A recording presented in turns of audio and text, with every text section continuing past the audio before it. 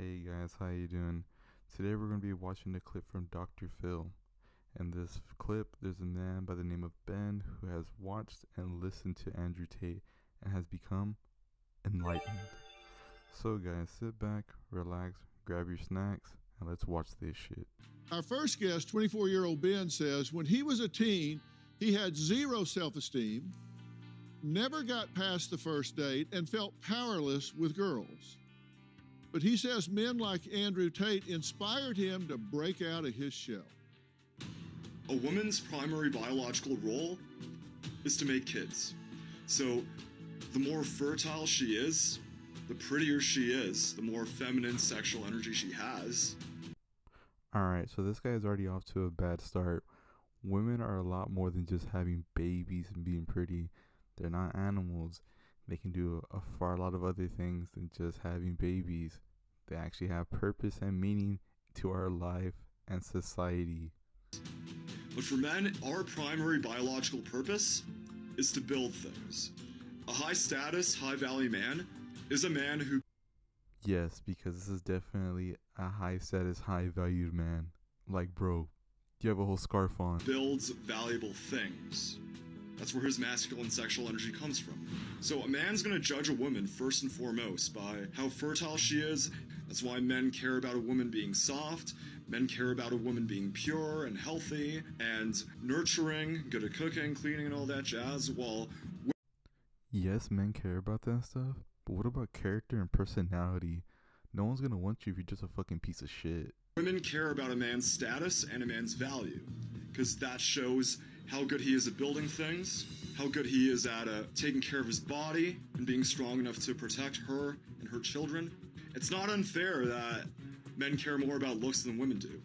It's just how nature designed us. Wow. So you understand women? Yeah. Yo, I can't be the only one that thought this. This man is practically part of the family. Like, bro, look at that thing. How do you understand women so well? Oh, just life experience.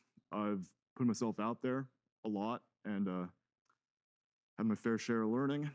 I've read a lot and experienced a lot of different perspectives and did my best to put them all together. You're a sexual energy coach. Yes. Help me with that. What is a sexual energy coach? So I help men with their mindsets, getting in touch with their masculinity, figuring out their goals, and what sorts of action steps they can take to make those goals real when it comes to dating and relationships. But you don't have a girlfriend. Not at the moment, no. How are you going to teach other men how to attract a woman, how to get a girlfriend, when you don't even have one yourself? Makes no fucking sense. Dr. Phil better put this guy in his place. Okay. So you're telling other people how to get girlfriends and you don't have one. Well, I teach them how to get in touch with their masculinity. Okay. And so my clients have found girlfriends because of me. Okay. And how do you define masculinity? Integrity under pressure. And you were saying that women want a man that what?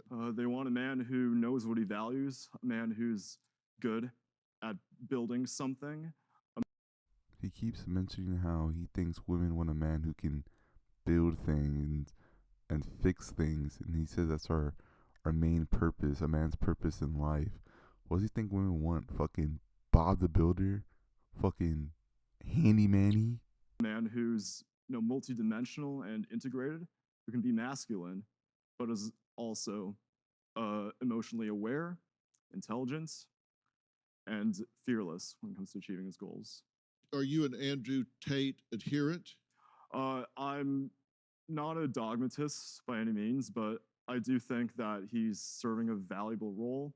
I think that he's making a positive difference, and he does say a lot of controversial things because he's an extreme person. Like, he is not your normal, average guy.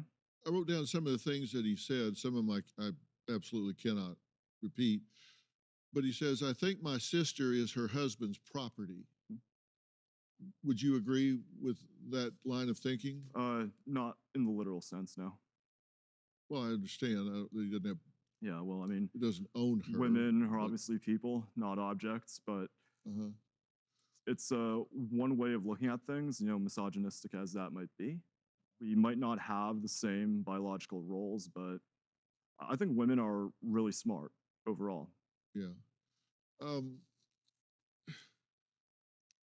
Do you think there is a pecking order in a relationship? I wouldn't say a pecking order. I would say that men bring certain strengths, women bring other strengths. You say boys will be boys. Is that a good thing or a bad thing, and what's it mean? I think it's a good thing. I mean, for boys to be boys, explore the masculinity, find ways to meaningfully challenge themselves and grow. Yeah. You said when you were younger, you were an aimless loser. I was kind of a coward. A coward? A coward? Boy, don't compare yourself to courage. We all know this dog's seen some shit. And yeah, when I was in high school, I decided that I'm going to get to decide who I get to be in life. So I decided I'm going to be a strong, masculine guy. And so I got into lifting weights, I got into self-development, and eventually I put myself out there in the dating world a lot, and I learned a lot and grew a lot. And I would say I'm a pretty strong, confident guy now.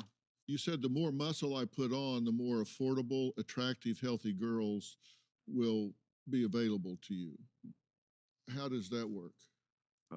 Well, because the more muscle you have on your body, the more testosterone your body produces to maintain it, and working out, it raises your testosterone and it masculinizes you. And feminine women are attracted to masculine men. Yes, I understand physical attraction, and yes, I would encourage people to go work out, because I need to fucking work out myself. I'm a fucking fat ass. But you still need character and you still need personality, because you can look great, you can look amazing, all of that. But if you don't have any personality, or if you don't have any character, no one's gonna fucking want you. No one wants a fucking piece of shit. Really? Yeah. You talked about the greatest harm to men right now. You said there's a lack of positive masculine role models, and that Andrew Tate is stepping in to fill that role. Exactly. Okay, and you think in a positive way. And the greatest harm for women, you said, teaching women to not value the right things, to go for men that are soft and not masculine. It's part of the picture. So I'm far from the only guy who's ever felt like no one ever taught him how to be a man growing up. And so I've had my mentors, I've had my learning experiences, and